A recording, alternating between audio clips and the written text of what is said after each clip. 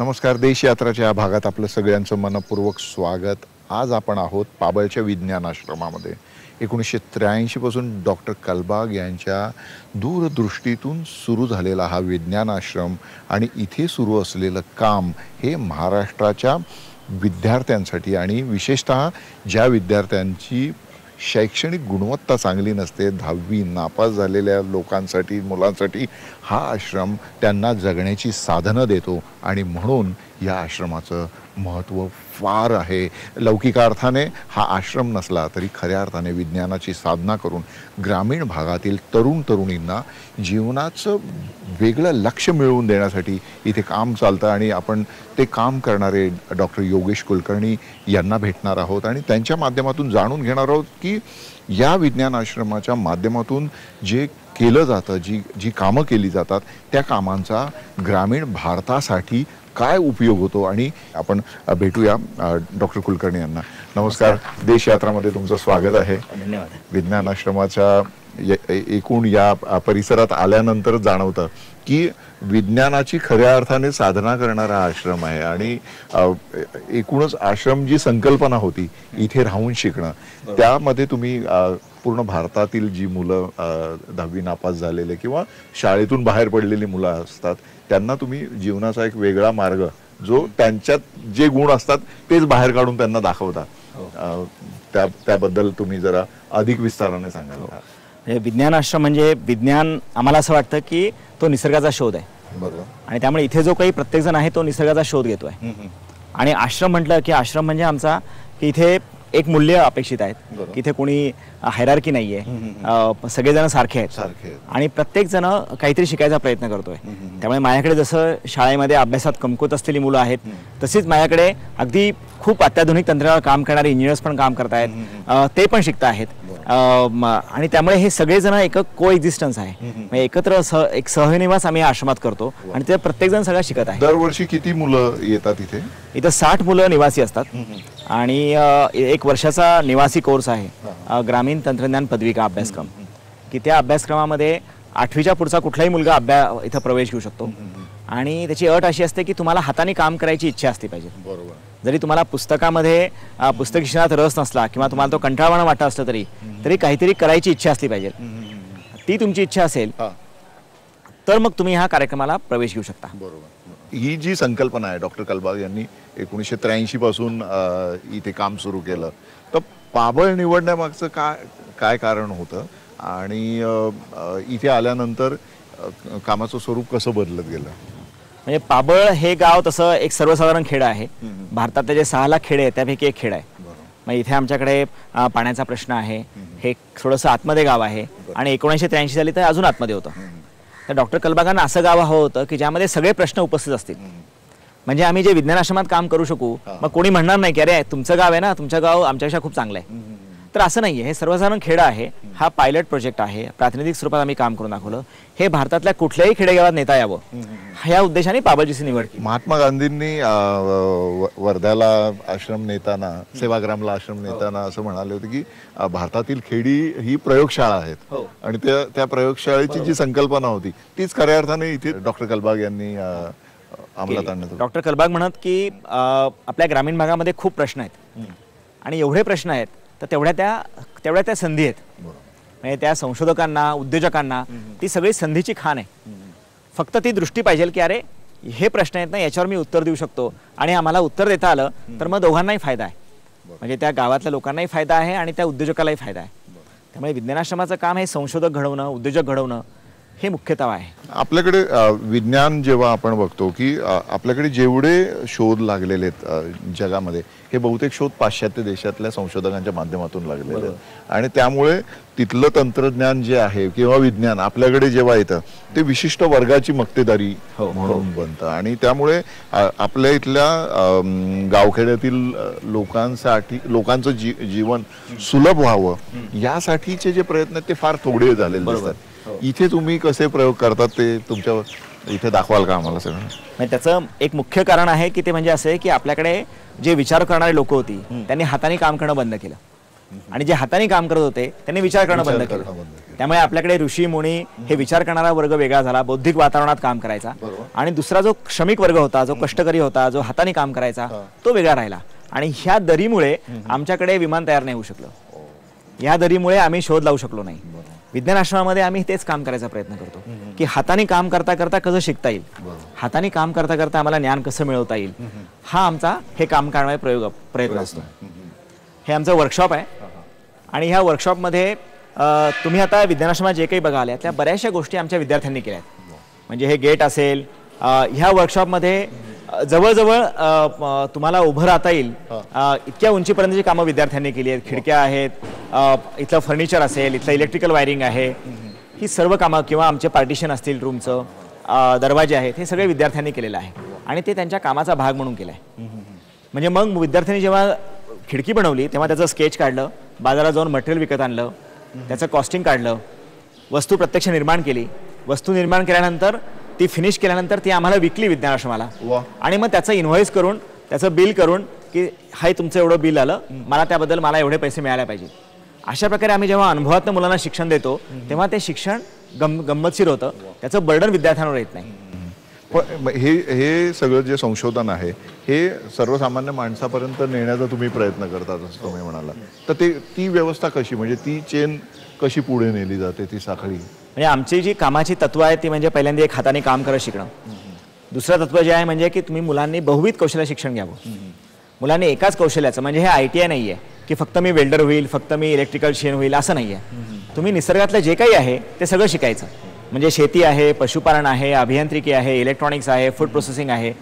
तुम्ही ह्या विविध अंगांचं शिक्षण घ्यायचं. आणि मग शिक्षण घेत असताना तिसरं प्रिन्सिपल असं आहे की शाळेने गावाला सेवा द्यायच्या.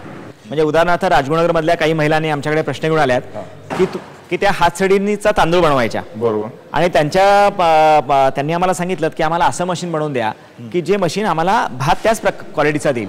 आता ह्या मशीनमध्ये आम्ही खूप इटरेशन केले, खूप बदल केले आणि असं करत करत मला ती क्वालिटी मिळते, ती तुम्हाला हातसडीचा तांदूळ, ब्राऊन राईस म्हणतात त्याला, तो तुम्हाला तसा मिळतो. या तंत्रज्ञानाच्या बरोबर आधुनिक तंत्रज्ञान जे आत्ताच्या याच्यातलं माहिती आणि तंत्रज्ञानाच्या युगातलं सगळ्यात प्रगत तंत्रज्ञान आहे, ती लॅब सुद्धा तुमच्याकडे आहे? आमच्याकडे फॅब्रिकेशन लॅब किंवा फॅब लॅब आम्ही तिला म्हणतो, ती आहे. ती अमेरिकेतली मॅच्युअर्ड इन्स्टिट्यूट ऑफ टेक्नॉलॉजी जी आहे, जी जगातली सगळ्यात ॲडव्हान्स इन्स्टिट्यूटमध्ये म्हणली जाते, तिच्या मदतीने ही 2002 मध्ये आमच्याकडे लॅब सुरू केली. या लॅबचा थीम असं आहे की त्या लॅबमध्ये तुम्ही काही बनवू शकाल, म्हणजे you can make almost anything, ही ती त्या लॅबची थीम आहे. मग काय काय प्रयोग तुम्ही इथले सांगू शकाल का? प्रयोगांमध्ये सुप्रिया आहे, ती आता एका प्रोजेक्टवर काम करते. ती सौर चुलीवर बासुंदी बनवायचं मशीन बनवते. सुप्रिया, काय सांगू शकणार तू तुझ्या प्रकल्पाबद्दल? मी माझ्या प्रोजेक्टमध्ये आता असं यंत्र मी आता बनवते की ते सूर्यचुलीवर जाऊन ठेवायचं. सूर्यचुली म्हणजे सोलर रिफ्लेक्टर असणार आहे आणि त्यावर आपण हे पॉट नेऊन ठेवायचं. ते ऑटोमॅटिक स्टर करेल, आपल्याला मॅन्युअली स्टर करायची गरज नाहीये. आणि बासुंदी तयार झाल्यानंतर ते आपल्याला बजर देईल.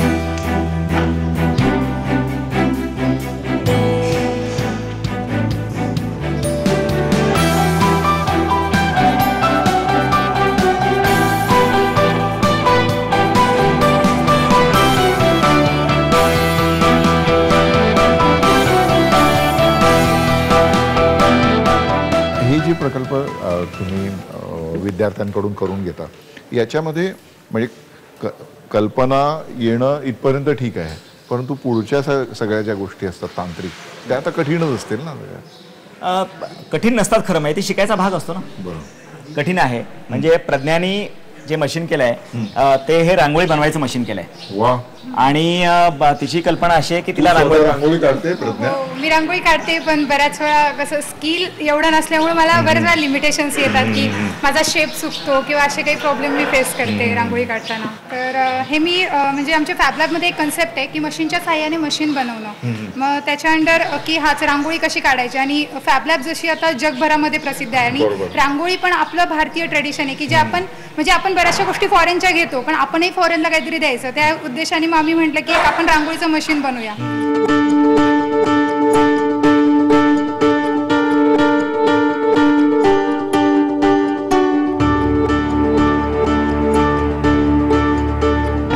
आमच्या सुहासने हा गणपतीचा एक प्रोजेक्ट केला आहे, टॉकिंग गणेशा. Talking गणेशा. हा बोलका गणपती आहे. वा. हा सुहासने तयार केलेला आहे. वेगवेगळे गणपती माहिती होते, सिद्धी देणारे किंवा पावणारे वगैरे, पण हा तू बोलका गणपती इथे केलं.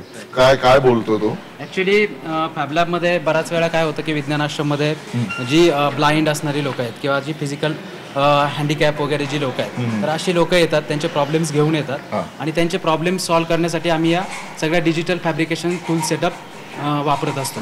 तर आम्ही तोच टूल सेटअप वापरून हा टॉकिंग गणेशा डेव्हलप केला आहे ब्लाइंड लोकांसाठी. What is the value of पाय? 3.14159265359793238466. पाय हा जो कॉन्स्टंट आहे, 32795028841. आता किती शाळांमध्ये अशा पद्धतीचं काम सुरू की आहे? नुसतं पुस्तकातनं शिक्षण देणं उपयोगाचं नाहीये. मुलांना पुस्तकाबरोबर क्रिएटिव्हिटीचं, इनोव्हेशनचं, उद्योजकतेचं शिक्षण दिलं पाहिजे. महाराष्ट्रामधल्या अशा 122 शाळा आहेत की ज्यामध्ये हा आमचा विज्ञान आश्रमाचा एक इंट्रोडक्शन टू बेसिक टेक्नॉलॉजी, मूलभूत तंत्रज्ञानाची ओळख नावाचा कार्यक्रम आहे.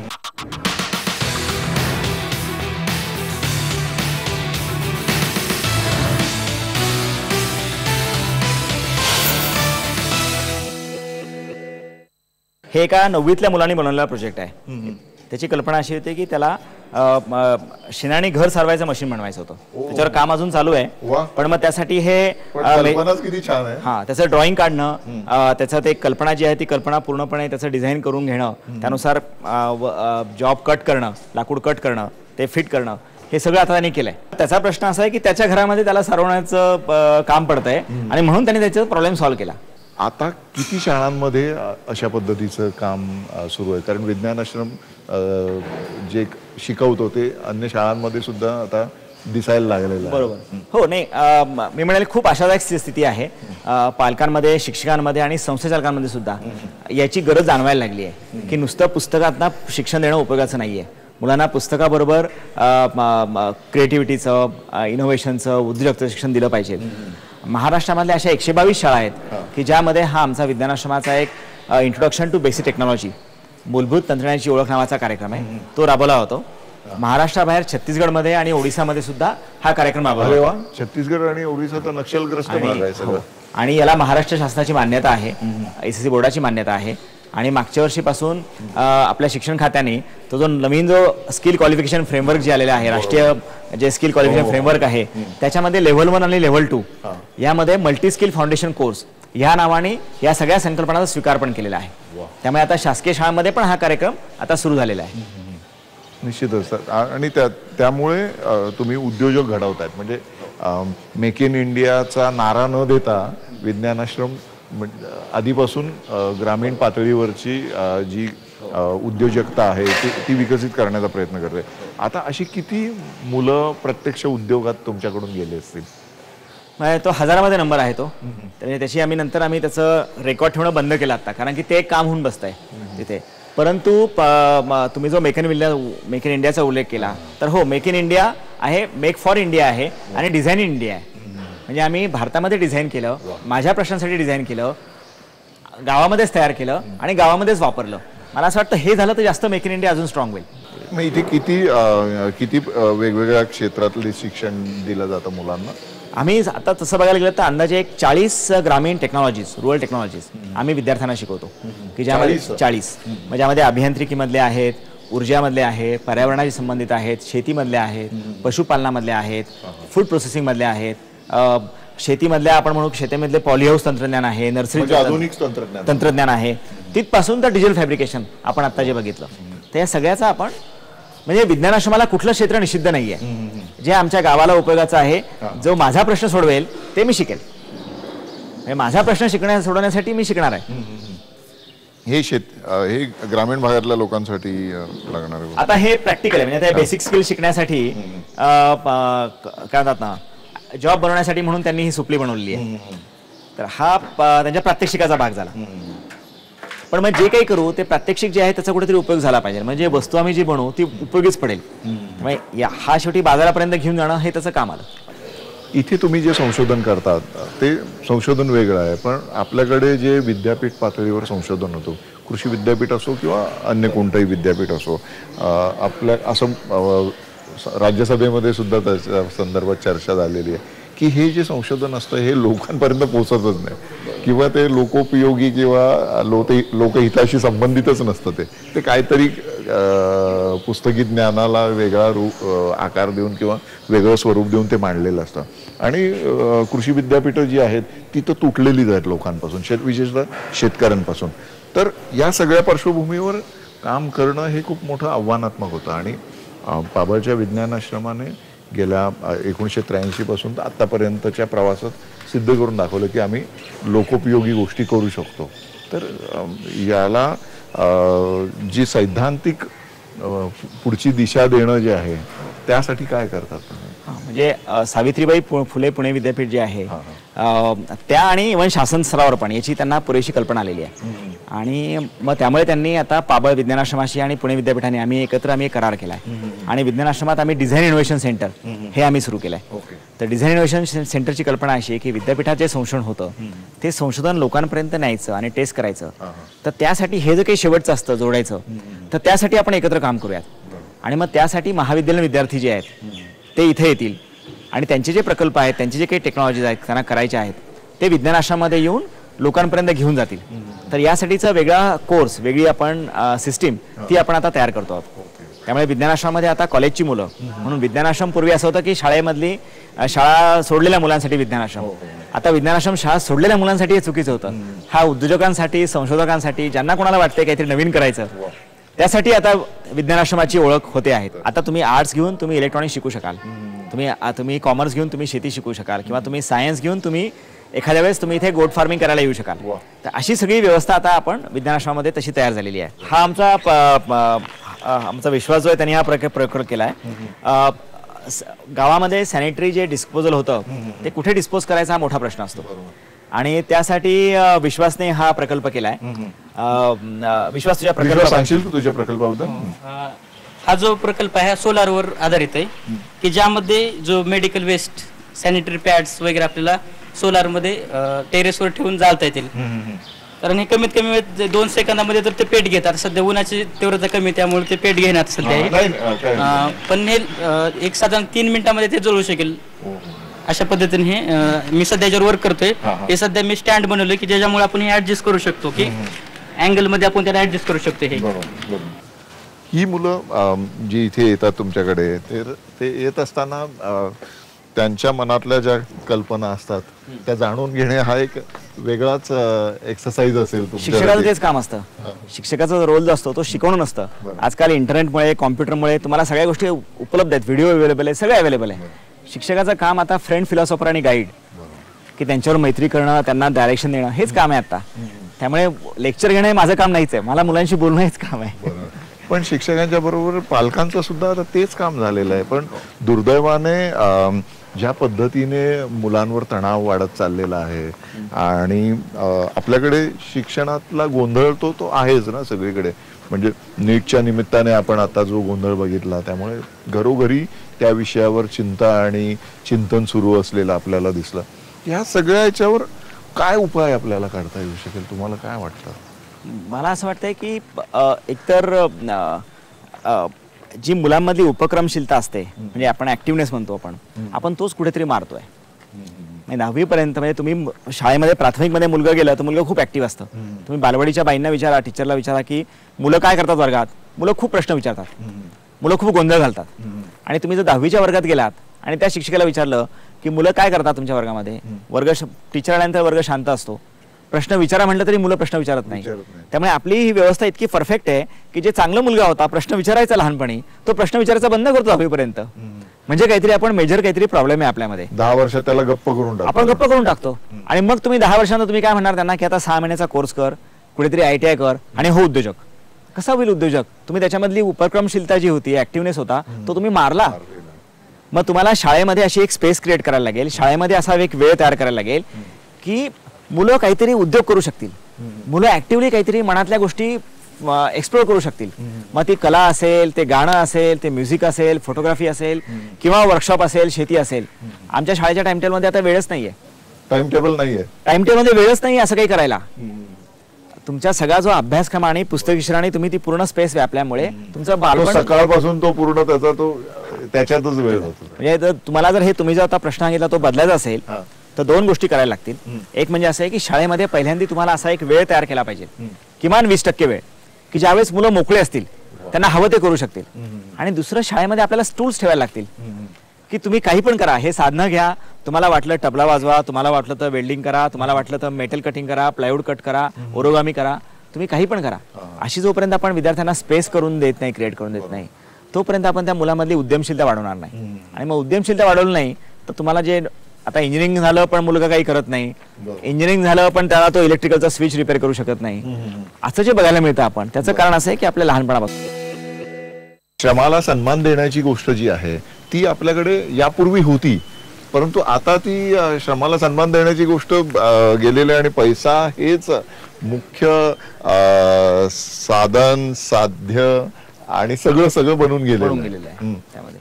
ते दुसरी गोष्ट, उद्योजकतेमध्ये पहिला गुण असं असतो की तुम्हाला फेल होता आलं पाहिजे. तुम्हाला आपल्याकडे तुम्ही जर अपयशी ठरला तर तुम्ही काहीतरी मोठं घोडं मारलंय, तुम्हाला काहीतरी फार मोठं तुम्ही पाप केलेलं आहे. उद्योजक जेवढा यशस्वी झाला, त्यातून जो शिकला, तर तो चांगला यशस्वी चान्सेस वाढतात तुम्हाला.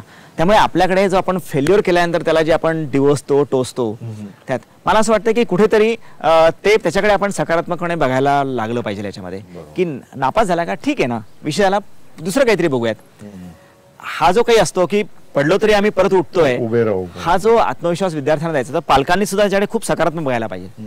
त्यांच्या बोलण्यामधनं, देहामधनं, की तो कॉन्फिडन्स विद्यार्थ्याला पण गेला पाहिजे की आपण पुढे उठणार आहोत आणि आपण पुढे जाणार आहोत. अपयश ही यशाची पहिली पायरी आहे. फक्त आपल्याकडे शाळेच्या भिंतीवर लिहिलं जातं, परंतु ते त्याच्या मनावर कधीच बिंबवलं जात नाही किंवा तसं वातावरण त्याला दिलं जात नाही. विज्ञानाश्रमात आता तुम्ही जे हे सगळे प्रयोग करत आहात आणि ते अन्य शाळांमध्ये सुद्धा ते शिकवण्याचा प्रयत्न तुमचा चालू आहे शिक्षकांच्या माध्यमातून, पण एकूण आपल्या अभ्यासक्रमामध्ये बदल करण्यासंदर्भात काय तुम्ही सुचवाल की म्हणजे व्यापक पातळीवर या सगळ्या ज्या शैक्षणिक सुधारणा आहेत या पोचू शकतील? कारण आता तुमच्याकडून ज्या पोचतात त्या एक साधारणतः 150-200 शाळांपर्यंत पोचतात, पण लाखो विद्यार्थी असे आहेत की जे सगळे वंचित आहेत या सगळ्या याच्यापासून, त्यांना आपण कसं देऊ शकतोय?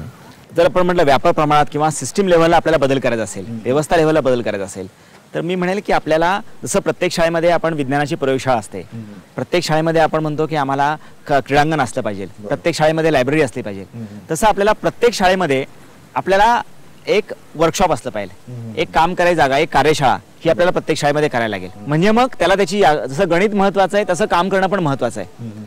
मग ते काम कुठलंही असेल. आता तुम्ही तर शाळेतल्या अभ्यासक्रमाबद्दल बोलतात, पण त्याच्या जोडीला शाळेपेक्षा जास्त आजकाल क्लासेसचा अभ्यासक्रम असतो आणि ते ओझं मुलांवर जास्त झालेलं आहे. तर म्हणजे शहरातली जी मुलं आहेत ते तर त्या दुहेरी मारामध्ये अडकलेले दिसतात. तर म्हणजे त्यांचा तर प्रश्न अधिक मोठा आहे. हो, नाही आता याच्यामध्ये पालक आणि शिक्षक, म्हणजे हा जो काही पालक, शिक्षक, विद्यार्थी हे जे काही घटक आहेत, कसं आहे की एखादी व्यवस्था आपल्या अंगावर यायला लागली आहे तर त्या व्यवस्थेला नाकारणं आणि बाहेर पडणं हे आहे. याचा रेट कमी आहे. आता माझ्याकडे काही विद्यार्थी असे पण आलेले आहेत की जे बोर्डामध्ये आले होते आणि ज्यांनी विज्ञानाश्रमातून कार्यक्रम केला आणि पुढे आयुष्यामध्ये गेले. काही मुलं बोर्डामध्ये म्हणजे 80% पडले, 84% पडलेत आणि त्यांनी विज्ञानाश्रमामध्ये येऊन कोर्स पूर्ण केलेत. ही सगळी आताची देशातली परिस्थिती आहे, ही बदलायची असेल तर विद्यार्थ्यांनी कुठल्या 3 गोष्टी केल्या पाहिजेत? पहिल्यांदा त्यांनी फिरलं पाहिजे. पहिल्यांदा त्यांनी हा देश बघितला, म्हणजे एकटं फिरलं पाहिजे. एकटं फिरलं पाहिजे, देश टुरिस्ट म्हणून नाही, माझा देश मला कळला पाहिजे. पुण्यातल्या लोकांना जर मला कळलं नाही की पुण्याच्या 80 किलोमीटरला वेल्हा नावाचं गाव आहे, भीमाशंकर आहे, आदिवासी भाग आहे पुण्यामध्ये, तर मग म्हणेल काही अर्थ नाहीये. मला पहिल्यांदा माझा देश कळला पाहिजे, मला माझं जग कळलं पाहिजे. हा पहिली गोष्ट. दुसरी गोष्ट अशी की मला पैसे कमवता आले पाहिजे, थोडे का होईना. मला पैसे कमवण्यासाठी किती कष्ट पडतात हे मी माझ्या आईवडिलांकडे पैसे नाही मागितले पाहिजे, ही दुसरी गोष्ट. त्यामुळे पहिलं मी म्हणेल की त्यांनी फिरलं पाहिजे, दुसऱ्यांनी पैसे कमवले पाहिजे. तिसरं म्हणजे असं की त्यांनी एक्सप्रेस करायला शिकलं पाहिजे, व्यक्त होणं. मग व्यक्त होण्याचे माध्यम वेगळे असतील, तुम्ही माध्यम कुठलेही घ्या, पण एक्सप्रेस करायला सुरुवात करा. माझं मत काढा, कविता करा, लेख लिहा, ब्लॉग लिहा, फेसबुकवर कॉमेंट करा, तुम्ही ओपिनियन पोल मध्ये भाग घ्या, तुम्ही पॉलिटिक्स मध्ये जा, तुम्ही चर्चामध्ये जा. पण हे सगळं तुम्ही करायला लागलात ना, कारण युवकांकडनं तीच अपेक्षा आहे. हा पूर्ण ही जी आश्रमाची कल्पना आहे, विज्ञान आश्रमाची जी कल्पना आहे ती डॉक्टर कलबाग यांची होती. डॉक्टर कलबागांनी इथे येण्याआधी काय केलेलं होतं? डॉक्टर कलबाग हिंदुस्थान लिव्हरमध्ये होते. ते head of the engineering science division होते आणि त्यांनी सुरुवातीला लवकर रिटायरमेंट घेऊन त्यांनी विज्ञान आश्रमाची स्थापना केली. तर डॉक्टर कलबाग 1 जानेवारी 1983 विज्ञान आश्रमात आले आणि त्यांच्याबरोबर मिसेस कलबाग म्हणजे अम्मा म्हणतो आम्ही त्यांना, त्या पण आहेत, त्या आश्रमातच असतात. तुमची त्यांची ओळख करून देतो. अम्मा नमस्कार. अम्मा पहिल्यापासून आश्रमामध्ये, आश्रमाच्या उभारणीमध्ये अम्मांचं योगदान आहे. तर निश्चितच अम्मा, आता तुम्ही इतकी वर्ष इथे राहतात आणि सगळं तुम्ही काम सुरुवातीपासून बघितलेलं आहे. आता मागे वळून बघताना तुम्हाला कसं वाटतं? 1983 ते आतापर्यंतचा प्रवास खूप मोठा प्रवास आहे. खूप बदल झालेला आहे. म्हणजे पहिल्यांदा जेव्हा आलो तेव्हा हे मालरान होतं आणि इथे not a single blade of grass was going, that was the condition. हा जो डोंगर आहे तसंच हे होतं. नंतर मग ह्यांनी दूरदृष्टी होती त्यामुळे त्यांनी सगळं प्लॅन अगोदरच केलं होतं आणि इथे जे सगळं आहे ते आमच्या घरी सगळं ते करायचे. म्हणजे वर्कशॉप होतं, नंतर फेरोसिमेंटचं सगळं काम ते करायचे. त्यामुळे ते स्वतः करून शिकले आणि आता ते नाही तसं वाटत नाही, त्यांचं चैतन्य इथे भरलेलं आहे. एक कलबाग होते त्याच्यावेळी आता एवढे कलबाग बनवून ठेवलेत. नाही, खरीच गोष्ट आहे. कारण त्यांनी जे जी अनेक बीजे लावलेली होती त्याची आता झाडं झाली आणि त्याची फळं सगळा समाजाला मिळतात. तुम्ही इथे आलात, साधारणतः आपल्याकडे शिकलेली माणसं खेड्याकडे जाताना दिसत नाहीत, तर तुम्ही त्यावेळेस आलात तर तुम्हाला भरपूर बोलले असतील नातेवाईक आणि आसपासचे लोक. मी तसं कुणाचं ऐकून घेत नाही, मला जे करायचं तेच करतो.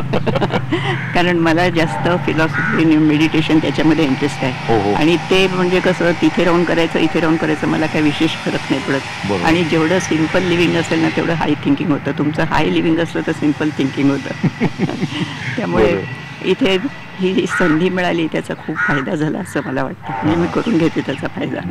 आणि पॉझिटिव्ह थिंकिंग असलं ना तर त्याचा खूप फायदा होतो. म्हणजे चांगले विचार, चांगली संगत असली की आपोआप आपलं मन तसं बनत जातं. आता तुम्ही जेव्हा वर्तमानपत्र वाचता तेव्हा समाजाचं प्रतिबिंब वर्तमानपत्रात आपल्याला पाहायला मिळतं. तर तुम्हाला काय वाटतं, कुठे चालला आपला देश? मला वाटतं की म्हणजे संतांना विचारतात हे जे खून होतात, मारामाऱ्या होतात किंवा हे सगळं होतं तर तुम्हाला काही वाटत नाही का? तर 5 पांडव होते आणि कौरव किती होते, पण शेवटी सत्याचा जय होतो. त्यामुळे आपल्याला जे करायचं त्याच्यामध्ये लक्ष घातलं म्हणजे आपलं मन डायव्हर्ट होत नाही. कारण हे जगामध्ये चालूच राहणार. तिथे लक्ष देण्यापेक्षा आपलं मन स्वच्छ ठेवलेलं जास्त बरं वाटतं. तुम्ही तुमचा दिनक्रम कसा असतो? मेडिटेशन आणि मी सकाळी 3 वाजता उठून मेडिटेशन करते, 3 ते 1 तास. आणि त्याच्यानंतर मग थोडा वेळ झोपते आणि नंतर परत उठून बाकीची सुरू करते. म्हणजे आता मी बाहेर कुठे जात नाही त्यामुळे मग खोलीतच व्यायाम सगळं खोलीमध्ये करते आणि ते न चुकवता करते. म्हणजे नेम ठेवला ना तर त्याचा खूप फायदा होतो. कारण आता बाहेर काही मी जात नाही, इथेच असते खोलीमध्ये. मग निदान हे तरी कायम चालू ठेवा, म्हणजे ते एक साधण्यासारखंच आहे. निश्चितच. इथे म्हणजे तुमचे डॉक्टर कलबाग विज्ञानाची साधना करणारे होते आणि तुम्ही आश्रम विज्ञान आश्रम जे म्हणतात ते विज्ञानाचं त्यांचं. मला जास्त आश्रम ह्याच्यामध्ये म्हणजे नीतिमूल्य आणखीन हे सांभाळायचं ते जास्त महत्त्वाचं. आणि लोकांना सांगण्यापेक्षा आपण स्वतः आचरणात आणलेलं जास्त बरं असतं. निश्चित. विज्ञान आणि जीवनमूल्य याची जर सांगड असेल तर मुख्य म्हणजे आपण बी घालून ठेवायचं. मग ते कधी उगवेल तेव्हा उगवेल. कधी कधी वेळ आला तर लवकर उगवतं, काही ना थोडा उशीर लागतो पण ते वाया जात नाही कधी. कारण इथे बसल्यावर कोणाचा तरी फोन येतो. पहिल्यांदा आम्ही तिथे असताना आम्हाला तेवढी किंमत कळत नव्हती, पण आता बाहेर गेल्यानंतर जरा जग बघितल्यावर कळतं की प्रामाणिकपणा म्हणजे काय असतं आणि सत्याने वागलं तर काय होतं ते. त्यामुळे आम्ही आश्रमच्या ह्याच्याप्रमाणे चालतो. म्हटलं झालं आमचं काम झालं. धन्यवाद अम्मा, तुम्ही आयबीएन लोकमतशी बोललात. मनपूर्वक धन्यवाद. थँक्यू. Are welcome. शेतीचं भविष्य काय?